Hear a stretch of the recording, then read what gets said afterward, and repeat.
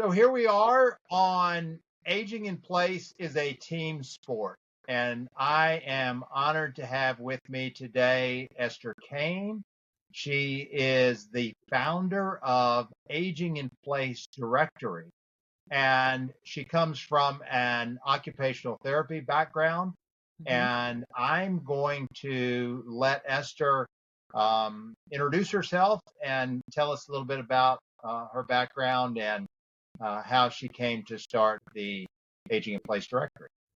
Welcome, Hi, Esther. Chris. Thank you so much for this opportunity. I am loving it. Ask me anything throughout this interview. I hope I can give some good information for your audience. Yes, I am a retired occupational therapist. I worked for many years in geriatric, mostly head injury geriatrics. And after I retired from that, when I got too old to do that, I moved on to website type of work. Only because at that time I was a senior therapist and I was doing a lot of research, continuing ed classes, that kind of thing, giving them. And I just found the internet to be fascinating. So I went from OT to website design and internet marketing and all of that. And I did that for many, many years. And now that I'm retired in my late 60s, I thought, wouldn't it be great to combine both these skills into a hobby, into a fun project? And that's when I started doing my website, seniorsafetyadvice.com. And that has been running for a few years. And I talk there a lot about, anything having to do with aging and family caregiving and all of those things, everything that I learned as an OT and experienced as an OT. And I started getting a lot of emails from people, from my readers, about, well, you're talking a lot about all these services that are needed, but where are they? How do I find them? And I thought, well, I mean, they're easy to find, they're everywhere. But so I figured that they just were having a hard time maybe using the internet or, weren't sure how to search. So I put a form on my website saying, just tell me where you are and who you're looking for, and I'll give you a list. And they started sending me places across the country and what they were looking for. And lo and behold, I had a very hard time finding these service providers. They were everywhere, one on Facebook, one on LinkedIn, maybe one had a website, maybe one or two on the National Association of Home Builders. I mean, they were scattered everywhere. So I thought, well, this is silly. I mean, there has to be a directory of all of these services. I mean, we all know that it takes a lot of different services in order to complete an aging in place project, or home modification for someone who plans to stay at home for a long time, whether they're aging in place or whether, they have some kind of disability that requires a home modification. Either way, it takes a lot of different hands to do that. And so that's how I started the Aging in Place directory, hoping to put all these disciplines together in one place, not only for the homeowners and their families, but for the aging in place professionals as well, to see who's around them that they can work with together. And that's the story. Yeah. Well, I love how you put retired in quotes because Yeah. Yeah, I think well, that it sounds like you're anything but sitting around with your feet up. yeah. And I have recently been, giving a lot of thought to the whole idea of retirement Yeah. and the idea that you would work for 40 years doing something that you may not even really enjoy. You're just doing it to pay the bills and keep the lights on, and Right. then you get to spend a few years at the end of your life doing what you want to do, but really just relaxing and not having any purpose. And I see so many times when people reach that point and that they've been looking forward to all their life, and then all of a sudden they're like, what am I doing? I don't really feel like I'm important anymore. I remember my mother when, she was having a lot of health issues and she was sitting in her chair and she was in tears. She said, I feel like I'm useless Yeah. because she wasn't able to, do the things that she had done all of her life and that gave her meaning. And I really am putting a lot of thought and time and effort into communicating the idea that maybe we need to change the whole idea of retirement.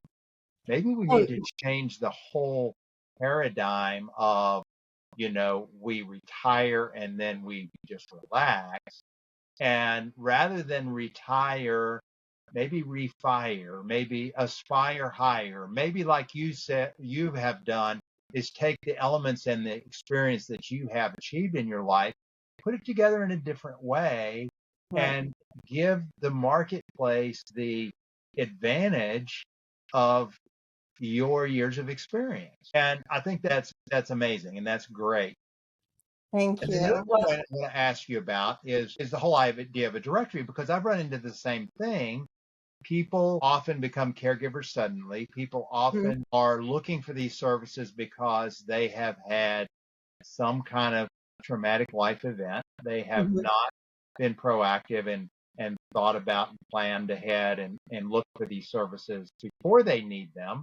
So they need them often, right now, and they don't know where to find them. And then if they do find them, they don't know who they can trust. I had one of my clients recently ask me to recommend a aging in place contractor in a city 3 hours away. And I can go online and look up people who have the credentials and the licenses to do that work, but that doesn't necessarily mean that they have integrity and have compassion and have the skills to be able to deal with a client who's going through a medical condition and has a lot of stress already, and they need somebody who's going to come in and assure them that we're going to make it better. Sure. I mean, it's like everybody, not everybody, a lot of people can get an MD degree, but it doesn't mean they're going to be a great doctor or they're going to be empathetic or the best doctor for you. It's the same with any profession. It doesn't matter. Exactly. Credentials are just one piece of the whole picture. But I found it very interesting that this niche itself, which I think is such an amazing niche. I mean, I feel like it's in the beginning stages of evolution. I think someone said it's the second inning of a 9 inning game. Is that Yeah. right? 'Cause I'm terrible at sports. All right. So, and I think of it as, we're in the Model T era of evolution of this particular niche. It's been around quite a while, a long time, just to see how all the specialties that are coming together, but I don't feel anyone is putting them together as a team. And I encourage a lot on the webinar, the marketing webinars that I give to the members of the directory. I encourage them to create a team around themselves of all the different possible services that a client could use. Because if they can become the person that they call, then they become invaluable, Right. not only to that particular client, but to all the people that that client talks about, their friends, family, and so on. Just like when you find a good carpenter or a good handyman, it's almost impossible to find a good handyman because everyone's already found them and they're using them. They're busy as could be. Trust is there, as you alluded to. Once that trust is there, then you're busier than you could possibly be, which is Yeah. good. Yeah. Well, it goes back to why I call this aging in place as a team sport, because it does take, to successfully age in place, it takes a number of different pieces. Hmm. The housing piece, of course, is what I do, and having Hmm. a home that is accessible and safe and fall prevention measures in place and low maintenance and all of those things is clearly important. But then you also have the healthcare piece, you have the financial piece, you have community and social interaction. A lot of times when people who are not necessarily fans of aging in place want to denigrate it, they will talk about isolation, and Right. certainly that can be an issue that has to be addressed. And Right. where do you find the people that do all those services in your community in short order? Because like I said, oftentimes people are driven by an emergency situation, by a traumatic change situation, to suddenly decide that they need to find these services. So that's where a directory or a a delivery system where people can easily find those services comes into play. Right. And so that is kind of the impetus for creating this directive. Yeah, and it's been a fun project, you know. I mean, there's work, I know, but to me it's a hobby. I enjoy the game, you know, of getting it promoted and, you know, the technical aspects of it because I've been doing it for so long are not difficult for me. Just, you know, just the changes that are constantly occurring in the world of internet and search engines and all of that, social media and smartphones. I mean, that is this is constant. I never know what's going to happen when I wake up in the morning. And that part is exciting. Gives me a lot of gray hair, but it's exciting and I enjoy it. So yeah, it's good. It's when I speak, you know, we're talking about retirement, when I speak to my friends who are retired, and so many are now, you know, when I ask them, you know, I go out to lunch or do something with them, you know, so what's going on in your life? What's happening? And a lot of times I just get back, oh, nothing, or, well, I just finished reading this book, or I don't know, you know, I'm thinking about shopping here or doing this. And it just seems like you said, you just, I don't know, it's like the slow dying process. Um, of course, when they ask me the same question, then I go on about all of this, their eyes glaze over because they're like, you know, what are you talking about? And so I do have a hard time finding people who, um, my peeps. I do have trouble finding people that I can talk to about this. So I appreciate the conversation. Sure. Well, the analogy that I like to use is the fall colors. I live in the mountains of Virginia, and in the fall, all the green leaves turn orange and Yeah. yellow and red, and it's very it's a great display of nature's beauty. And Hmm. the leaves do that. They put on that glorious show at the end of their life. And so I think that we as human beings also have the potential to put on a glorious show at the end of our life I love that. rather than just turn brown, fall off the tree. I love that analogy. I love it. And, so that's kind of what I say when I talk to people about the all of the physical and cognitive decline that we have been taught to expect to happen at a certain age. At 60 and at 70 and 80 and 90 and 100, you're supposed to, have this happen and that happen and the other thing happen. But then we see people who choose not to participate. Right. And, that just tells us what's possible. And I think that the power of expectation that we can exercise is so much greater than people think about. And the example that I use is Roger Bannister, who ran the 4 Minute Mile. And there was before that happened, there was the conventional wisdom was that it was impossible for a human being to run a mile in less than 4 minutes. That it was physically and physiologically impossible. And everybody believed that it was impossible. And then Roger Bannister did it. And almost immediately, I don't know how many, but there were quite a few, 5 or 10 or 15 runners that broke the 4 minute mile barrier right after he did, because he showed that it was possible. And once Uh-huh. people saw that it was possible, then it opened the floodgate. And so that to me shows that how much of our limitations are because we believe it's impossible. Right. The mind is a powerful, powerful tool. Yeah. It really is. If you Yeah. can change the perspective of that mind, you change your life. Yeah. Exactly. So, what kinds of professionals have you seen joining your? Everything from realtors who specialize in senior, not only just senior housing, but in helping seniors to either downsize or to, you know, yeah, well, yeah, to downsize. Interior designers who work with seniors because, you know, there's a lot of issues with color and lighting and furniture placement that is involved in aging in place. So designers are very good at that. And then contractors, of course, like yourself, you know, at going in and actually doing the physical changes, you know, changing the vanities and moving walls, widening doorways, flattening thresholds and entryways and exit, getting into the house, getting out of the house, installations of stair lifts, residential elevators. I'm a huge proponent of residential elevators. I live here in Georgia, and it is very difficult to find a single family house in and near the Atlanta area. So I think every house should have a residential elevator. And landscape architects, who figure the manipulate the outside so that it's safe. The walkways are safe, and then also raised gardens for individuals. Senior moving companies are also, I think, very important for seniors who are downsizing to a home and then aging in place in that home. Those are the ones that I have so far. Oh, and long-term care insurance. I have one or two of those.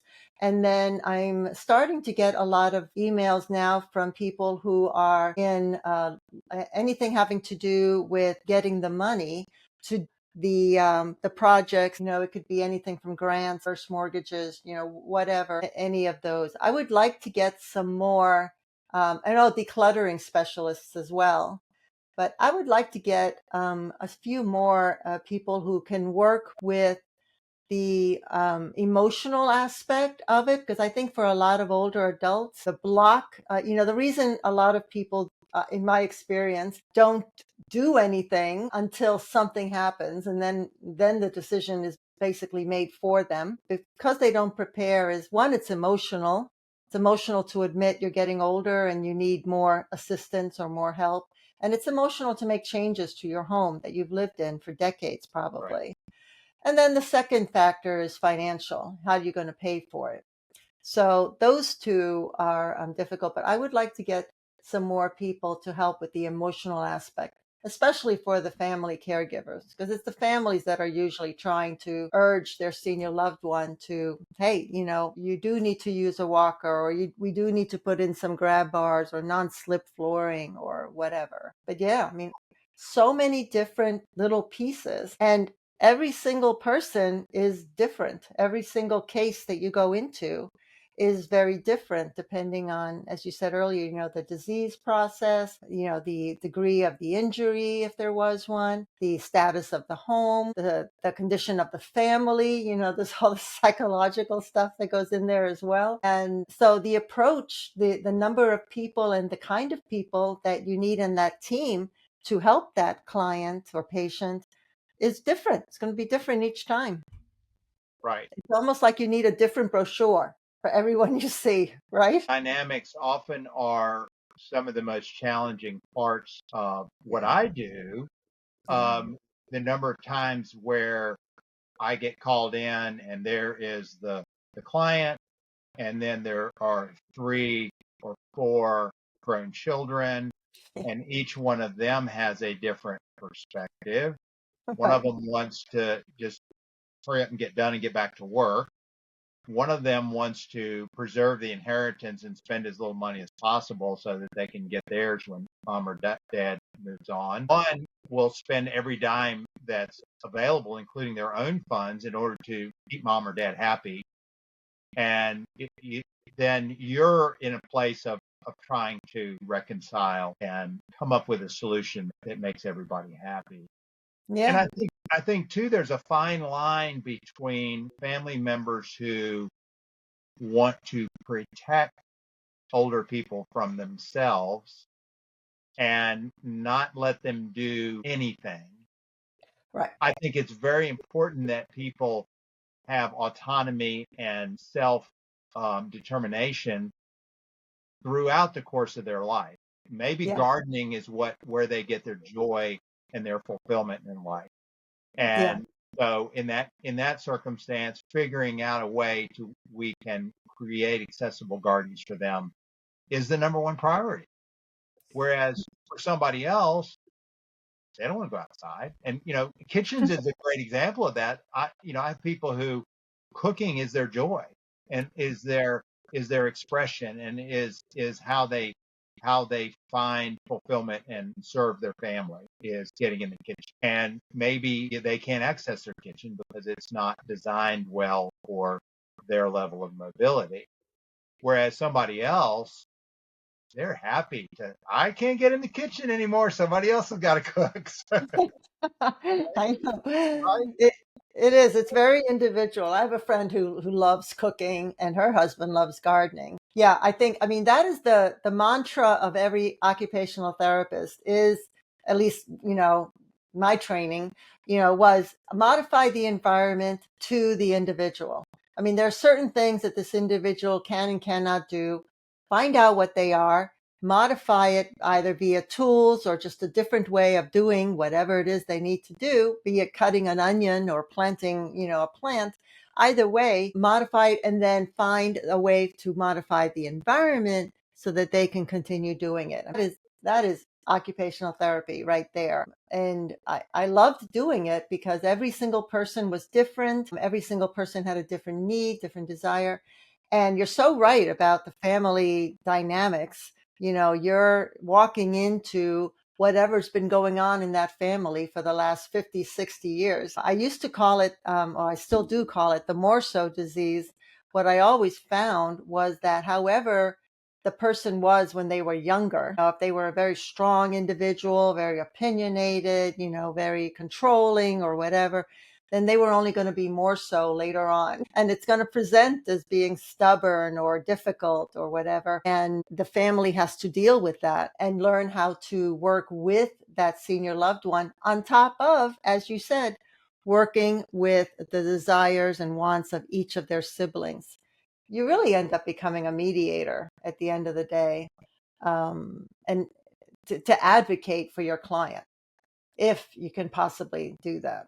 It's Right. difficult. Yeah, it is very difficult. It is. And unfortunately, those situations usually end up with having to do something, quickly because something happened because they weren't proactive. Everybody has free will. Yeah, exactly. I like to elaborate just a little bit on the role of the OT and the role of the contractor. Um, Oftentimes, contractor will go in and see the house. Okay, we have there's a number of checklists that are available for aging in place, and you go down through and say, okay, we should have wide doorways, we should have a zero step entry, we should have an accessible bathroom, we should have bright glare-free lighting, we should have grab bars or handholds in all these places, we should, you know, 1, 2, 3, 4, 5, 6, 7, and that's good as far as it goes. But as a contractor, I'm not trained in the person, in their range of motion, in their, the progression. I mean, if they have a progressive condition, what the progression of that is likely to look like. OTs typically are not trained in the details of how to make a door wider in a bearing wall, Right. what's involved in moving the plumbing fixtures around in the bathroom. Wow, it'd be better if we put them over here, but what does that entail? Right. So I have found that cooperation, by getting both of those points of view together and collaborate and talk about all those things, it produces the best solution for the customer. And one of the models that I've seen that I really like, it talks about three intersecting circles: the person, the place, and the support network. And so what are those three factors look like in this particular scenario? And at the intersection of those three, we find a solution that works for that individual. So, and I think that's one of the reasons that the industry is disjointed, if you will, and that it's so hard to put all the pieces together, because in order to do it well, you have to have a custom approach. You have to have Yeah. considering the needs of the person you're talking to across the kitchen table, and then crafting a solution that works for their situation. And the the mass market, the big companies, the ones that are national brands, like to have things that can be Standardized. standardized. Thank you. that can be put into a formula, A, B, and C, and you plug it in and it works. And a lot of the A, B, C plug it in and it works kinds of things in aging in place, I've found are not very good solutions. So Right. walk-in tub is a perfect example. Yeah. Walk-in tubs are marketed very heavily, and the messaging is if you get a walk-in tub installed in your house, all your problems are over. And that's far from the truth. Right. And the medical alert systems is another one that both of those things, in my opinion, are less than effective solutions for a large number of people. But yet, those are the ones people have heard of. Right. Well, they have good marketing, like anything. If you have good marketing, you can sell pretty much anything to anybody. You have that. But I agree with you. And that's why I think it's so important to have that occupational therapy kind of thinking, because as an OT, nothing is standardized. When you walk into a patient's room or a client's house, the treatment method, the treatment plan for that person is 100% customized. It has to be, because that person in front of you is different than the last person you saw. Even they may even have the same diagnosis or live in the same type of home. It doesn't matter. There are so many different factors in each individual one. And that's why I like the idea of having a team around you, because you never know who you're going to use. It's interesting. I was speaking with someone yesterday and they were asking me that same question about, can this be standardized? Because they were looking at this niche as like, how can I make a business out of this? How can I make it as easy as possible? And that was my response to him. I said, you can't standardize it because people are not standardized. Every individual is very, very different, and they may have similar, mobility issues, but their house may be different. Their family may be different. Their social circumstances may be different. And the training of an occupational therapist, even a physical therapist to some degree, can see what the progression of the illness or just depending on their experience, can see the progression of it and can see 10, 20 steps ahead of, yeah, we can put a grab bar here. That'll help them. But eventually, I think they may end up needing one here. So let's go ahead and do that kind of thing.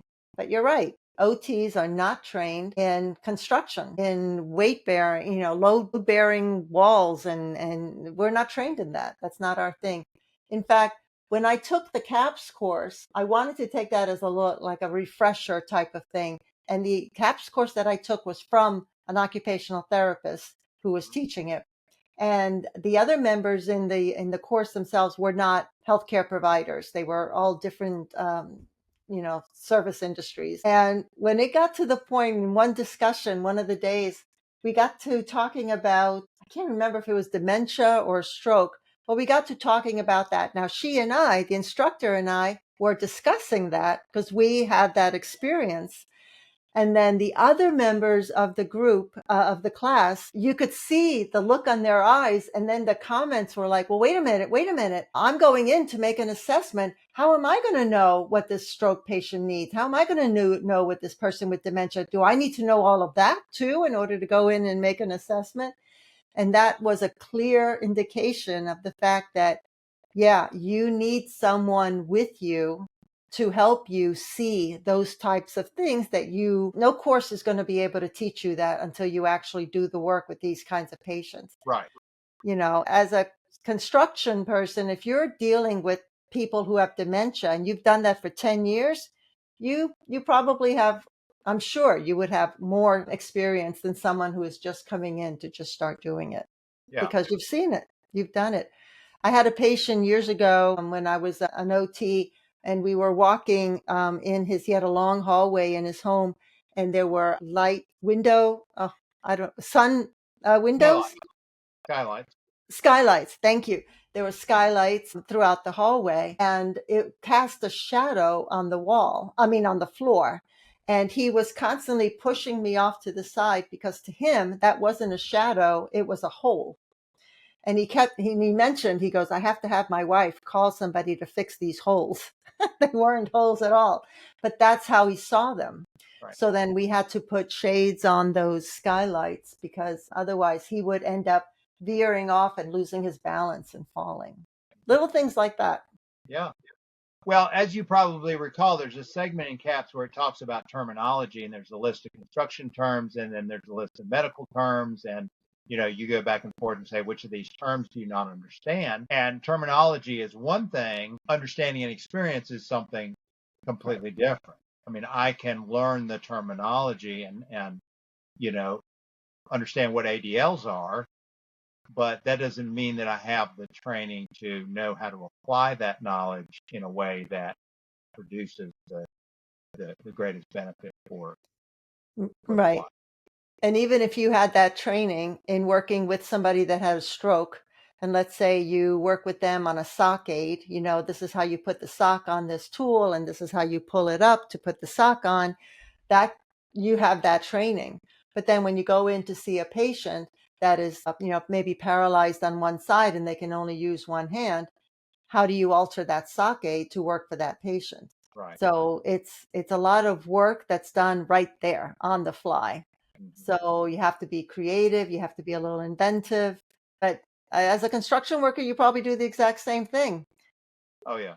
Well, Yeah, especially in remodeling, when yeah, we're building a new house, we're starting from scratch, and we can put in the foundation in a way that makes the rest of it go easier. But when we're remodeling, a lot of times, we open up a wall and we find things inside the wall that we weren't anticipating. yep, And then if the existing house is out of level, out of plumb, out of square, then we yep. have to incorporate the new work in such a way that it not only is right, but it looks good and it doesn't make the rest of the house seem out of phase.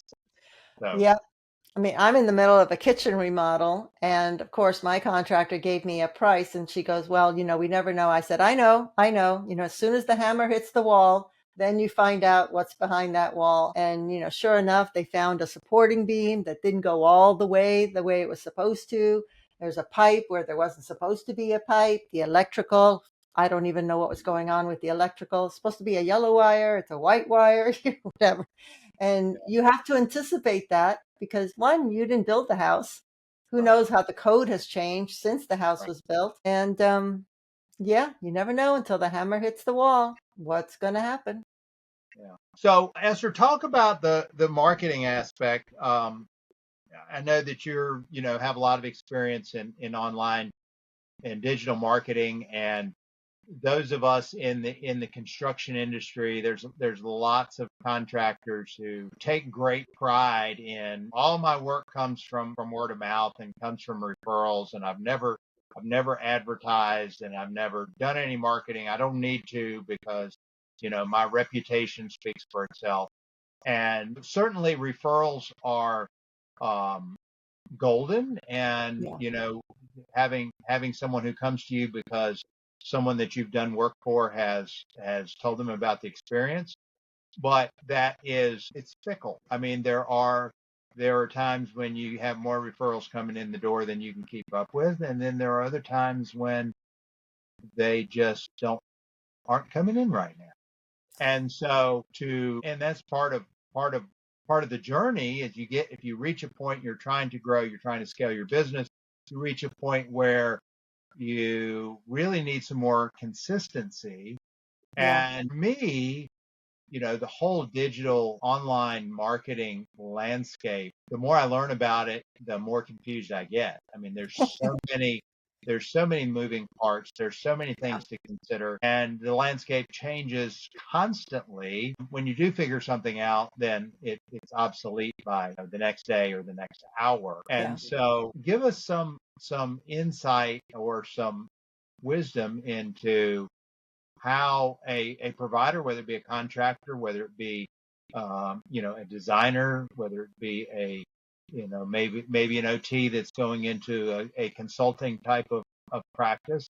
Um, where do you start? How do you educate yourself? And again, who do you trust? I mean, there's marketing people. I Yeah. get inundated with people who want to do my marketing for me, Yeah. and when you don't really quite understand how it all works, how do you make that decision? How do you know? Because until you give them a try, you don't know if it's going to work or not.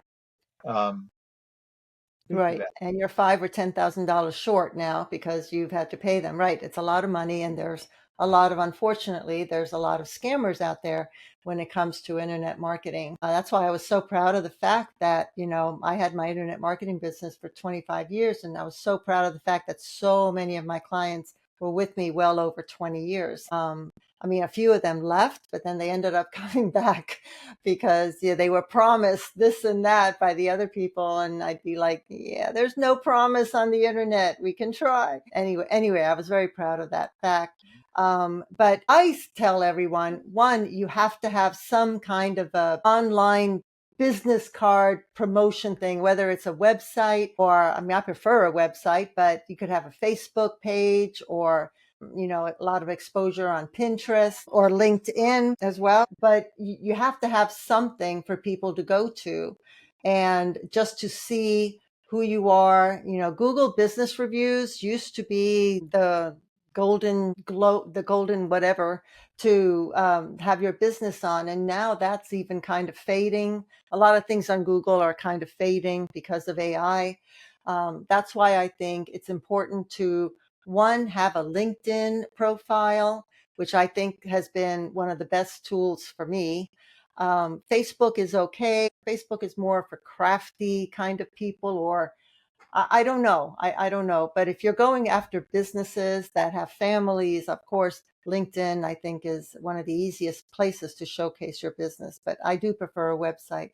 But beyond that, because there are so many different social media companies out there, I mean, programs out there, it's important to start with one. Choose Pinterest, choose the Facebook or LinkedIn, or I don't know much about TikTok. I don't really use that. Instagram, YouTube. Choose one and then focus on that. And what I always told my clients was, what is the one thing that brings you the most revenue? What is the one service or product that you provide that has the highest return on investment? And begin marketing that, begin talking about that. So if tub cutouts, let's say, happen to be something that, is the easiest for you to do and the least costly, you can do it in a day, anything, it's a busy day here, anything like that, then I would say write 20, 30, 40 articles all about tub cutouts. Do your YouTube video or whatever other social media program you have and build it all on that one article that you wrote. Every time you write an article, expand it to a social media, little notes or shorts or photos on Pinterest, if you choose Pinterest, anything like that. That way you're not having to reinvent the wheel all the time. And then after you've done 20, 30, 40, however many questions there are about that one topic, then move on to the next one. That's the easiest way to build that authority in that specific niche, because then you become the tub cutout guy. So what I'm hearing you say is you're providing value, you're providing information, you're providing context rather than trying to advertise your service. Oh, yeah. The reason people go on the internet is for information. They rarely go there to find a service. It's not like it used to be with yellow pages. They go for information first. That's the first step. They start kicking the tires of what do they need to know. And then they start looking for the service. So years ago, before the internet, people were selling. Marketing was about selling, billboards, benches, bus benches, flyers. Everything was about selling because you're pushing your services onto people or product or whatever. But with the internet, it's the opposite. With the internet, you have to be found in front of people that are already looking for whatever it is that you have to offer. So you want to answer their questions. You want to become the person that they trust. On average, it's 11 hours of exposure to someone and 7 points of contact. So that means it's a total of 11 hours of them seeing your name, in different places. They'll see it on a website or they'll see it on Facebook, LinkedIn, whatever. They'll see it over and over and over again. And then they need to see that and maybe to sign up for your email list, maybe speak to you, I don't know, but 7 points of contact and 11 hours of exposure. That's a lot. On the internet, that's a lot. So it requires a good amount of time. I used to tell all my clients that were just starting any work on the internet or advertising on the internet is that give it 2-3 years. That's the average amount of time that it takes for a brand new business online to take off. So be persistent and just be consistent as well. Whatever it is that you publish it consistently. If it's every Monday you put out a new article, make it every Monday. If every Friday you put out a new podcast, make it every Friday. Be consistent. The beauty of the internet is that you can do things ahead of time. You can schedule them. So you can go on a month-long vacation to Europe or wherever, and it could still be working for you.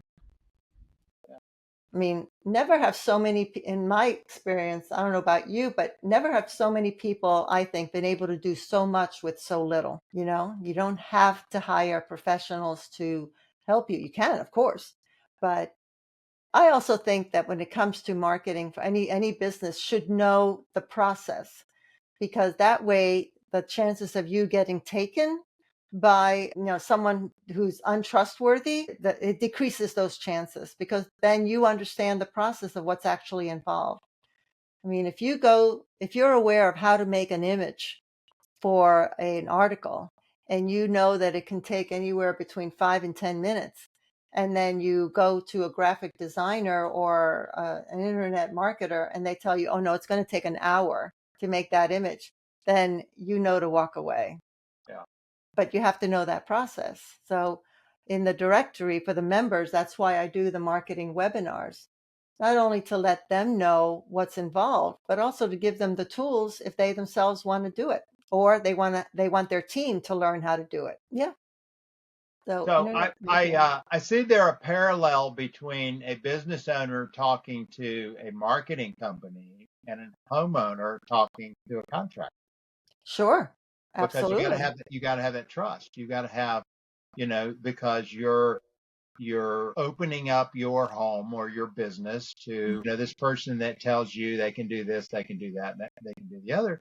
And I think in remodeling, in many ways, remodeling somebody's home requires a level of trust that's almost higher than anything, because we're asking you, let us come in your home. Okay, we're gonna tear it apart. Yeah. If we do the wrong thing or cut the wrong wire or cut the plumbing, the potential for huge liability is there, and we want you to trust us enough that you're going to pay us a big pile of money to come in and do all this, in the belief that when we get done, that it's going to be way better than it was when you started. And not only is it going to be way better when we're done, that the process is not going to be so horrendous that you're going to completely lose your mind while we're in your house, working on it. Right. Exactly. Yeah. Exactly. There is a huge level of trust. Yeah. But as we both know, there are people who are very good at gaining that trust without having anything, to back it up. There are people who can persuade you to do just about anything, and Right. that's their skill. Yeah. It's Well, different. that's But you're why right, it's very similar. important that you're good at whatever it is you do Yeah. before you become a marketer. If you're a good marketer, but you're a terrible carpenter or a terrible OT or a terrible, Uber driver or whatever it is, all you're going to do is show the world how terrible you are, Yeah. because you're going to get a lot of customers because you're a good marketer. But the other side of the coin is somebody who's really good at what they do, but they're not good at telling the story. They're not good at communicating the value of what they're offering. And I see that a lot in the contracting world, because people come to me and they say, well, we got this quote from, Chuck in a truck over here, who is a third of your price. Why is that? And it's because I have 40 years of experience. I Right. take your comfort and the experience that you have while I'm remodeling your home very seriously. We put up dust protection. We use HEPA air filters. We make it a very strong effort to protect the other parts of your home. We communicate to you what we're going to do. We use the highest quality materials and labor and products, and we offer a 5-year warranty. And all of those are things that are not necessarily obvious without being explained. Right.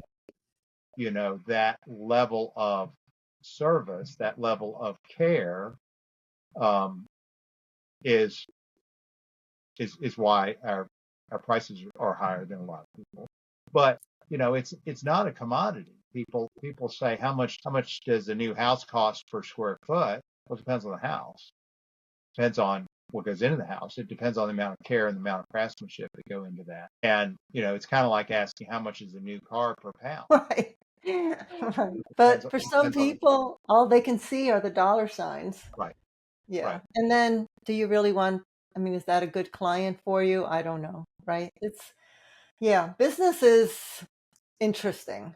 I'm not going to say that I'm a genius at business, but I definitely am very empathetic to what the client needs. And I do everything I can to make it right for them. I mean, as an internet marketer, I am responsible for these people's businesses and Yeah, livelihood to a large degree. So it's up to me to make sure that those websites and the social media marketing is working for them. Otherwise, I'm not doing my job. Yeah. Yeah, I'm glad to have retired from that. The responsibility was high.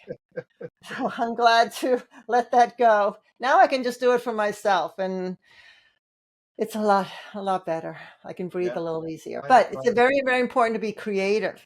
Another thing I will say about marketing, and I don't mean to interrupt, but another thing is to be very attuned or in tuned. Well, whatever. To be attuned about what is going on in the world. Years ago, I had a client who's a divorce attorney down in Florida, and I always like to read up on. I mean, I had clients who did everything, plumbing and attorney and landscape, and I mean, just everything, services I never even heard of. But anyway, this one client was a divorce attorney, and I like to read up on what is going on in that industry just to help me identify what problems people are looking for, and then create the content to help them with that problem. So I found that there were a lot of people looking for, especially in his physical area, looking for divorce attorneys to help men with child custody. Because at the time, years ago, a lot of child custody was automatically given to women, to the mothers. But these were fathers now looking for that. They wanted the child custody, not the mother. And there wasn't much. The laws had just started changing in their favor. So I told that to my client, and he thought about it, and he decided to open up a little division, department, whatever, in his law firm. There were only like 4 people in his law firm. So he assigned one guy to do that. And 3 years later, they became the father's rights attorney in Florida. So they are the ones that men go to in order to get that. Now, he hadn't thought of that. It hadn't come to his radar, but that's part of internet marketing, is looking for trends. What's happening, what's going on, what are people searching for? And can you then start providing that information, talking about it? And hopefully, if it becomes, a big, it's almost like investing in a stock. You hope that the stock does well, but it doesn't cost anything to have some articles on the website. You're renting the same amount of space, and you just put that information out there, and ta-da.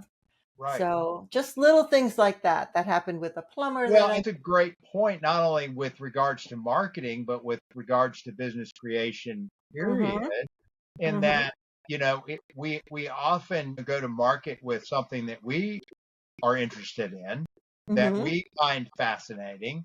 Mm-hmm. But, if the marketplace isn't interested in it, it's not going to be a very successful business. the market research and taking the time to find out, what is a big group of people with a big problem that needs to be solved, and then figuring out a solution to that problem and bringing that solution to the marketplace, we're probably going to be doing way better than if we just simply said, well, I'm interested in this, so I'm going to start a business about Right. it. If Right. nobody else is interested in it, we're going to have a tough time. Right, exactly. So it means being open to, and being aware, which means keeping up. I know, but that's part of business, right? Keeping up Right. with trends. There's a great website called trendhunter.com. And I like going there once a month or so because it's all about these new inventions and ideas that people have. I mean, some of them are completely wacky and crazy, but it's fascinating to see, number one, how people's minds work, what they're creating, what they're doing. And once in a while, you get a great idea about, wow, now that would work really well. Not that it necessarily has to be that product, but it gives you an idea of how the market trend is going. I think it's very important to keep up with all of that. Yeah. Yeah. It makes you more important than, chuck in the truck. I like that, chuck in the Yeah. truck. All Yeah. right. Well, Esther, it's been a privilege, and I really I really know. enjoy the dialogue. So tell people how they can find you if they want more information. Sure. They can go to seniorsafetyadvice.com or they can go to aginginplacedirectory.com. I am actively working on both of those. I have 5 other websites that I manage as well, all in the senior care, but those 2 are the main ones. My YouTube channel is there as well, links to that. All my social media, my podcasts are there. I think they can reach me anyway, either one of those websites. And yeah, I encourage anyone who has an interest in, is providing a service for seniors and or family caregivers to give me a call, let me know, set up a time for me with me on my Calendly schedule. There's links to that as well. And I'm more than happy to discuss it and geek out with them about it. And yeah, I love that. I would love to hear. Also, I am very big proponent of the fact that no one knows everything and that we are constantly learning.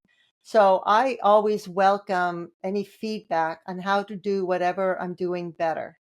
I grew up in Brooklyn, so you can't insult me, tell me anything at all. And if you feel anything, if you feel the colors of the website are not good, the information isn't good, it could be presented in a different way, please tell me. I am happy to learn from each and every person, and I make adjustments as I go along. I mean, isn't that what we all should do in life? Make adjustments as we go along to Absolutely. become better. Yeah. And that's how I feel, everything I approach everything that way. So I encourage people to call me, contact. I'm here, always here. Very good. All right. Well, give those websites one more time. seniorsafetyadvice.com and aginginplacedirectory.com. Perfect. Well, Thank thank you you. so much for being here, and Thank you. I hope you have a wonderful day. Thank you, Chris. You too. Thank you so much for the opportunity. Thanks. All right. Bye bye. Bye.